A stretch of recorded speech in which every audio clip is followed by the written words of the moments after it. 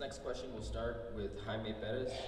This summer, there was a large influx of children from Central America crossing the southern border. How would you reform America's asylum policy to avoid this type of crisis in the future? For the immediate presenting problem of children crossing the border, as I said in my remarks earlier, I would propose a non-immigrant permit. I would not extend refugee status.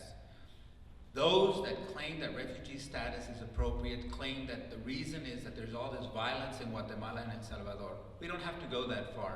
You cross the border and there have been beheadings, mass shootings, mass graves, the worst possible violence. And if we're going to treat children from Central America in one way, then we would have to treat children from Mexico in the same way. And those children are just as much the victims of violence as they are in Central America. Non-immigrant permit is the way to go with respect to those people coming in that are not coming in through conventional means.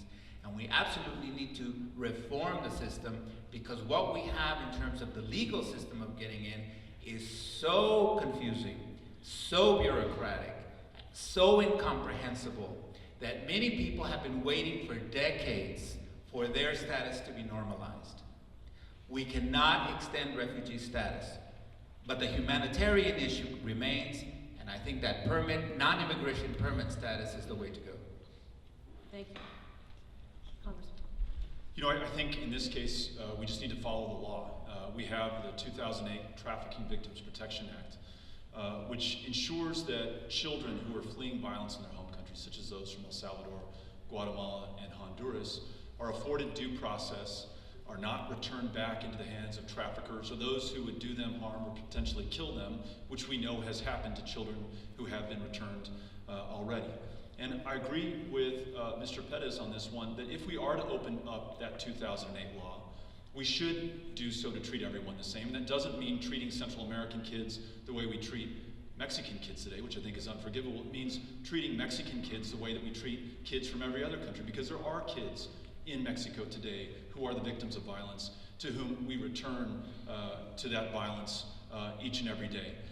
So I think we need to do the right thing. You know, you look at Russia, Myanmar, Vietnam, Iraq, we've taken in hundreds of thousands of asylees and refugees from those countries.